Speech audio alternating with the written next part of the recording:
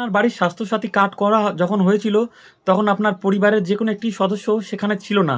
তাই তার নামটি বাদ গেছে। সেটি বড় হতে পারে বা ছোট হতে পারে, যে কোনো সদস্যর নাম আপনি চাইছেন এখন সেই কার্ডে অ্যাড করতে। কিভাবে করবেন চলুন দেখে আসা যাক। আর দেখার আগে এই রকম ভিডিও দেখার জন্য আমার পেজটি অবশ্যই ফলো করে পাশে থাকবেন। স্বাস্থ্যসাথী কার্ডে নতুন নাম্বার অ্যাড করার জন্য দেখুন, প্রথম ফোনে গুগল ক্রোমে আসবেন। গুগল ক্রোমে আসার পরে দেখুন স্বাস্থ্যসাথী লিখে সার্চ করবেন। স্বাস্থ্যসাথী লিখে সার্চ করার পর প্রথম যে লিঙ্কটি আসবে ওখানে ক্লিক করবেন। ওখানে ক্লিক করার পরে দেখুন 3 লাইনে ক্লিক করবেন। 3 লাইনে ক্লিক করার পর অ্যাপ্লাই অনলাইন ওখানে ক্লিক করবেন। ওখানে ক্লিক করার পরে দেখুন এখান থেকে দুরকমভাবে অ্যাপ্লাই করা যায়, অনলাইন এবং অফলাইন।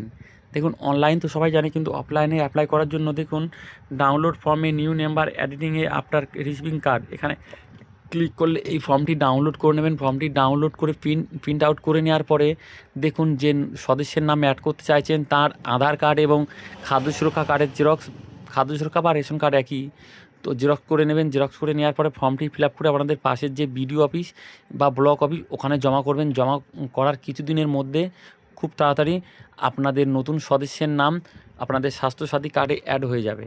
তো ভিডিওটি শেয়ার করে দেবেন। শেয়ার করে রাখলে কী হবে, আপনি নিজেও পরবর্তীকালে দেখে করতে পারবেন এবং আপনার শেয়ারটি দেখে অপরজনও উপকৃত হবে।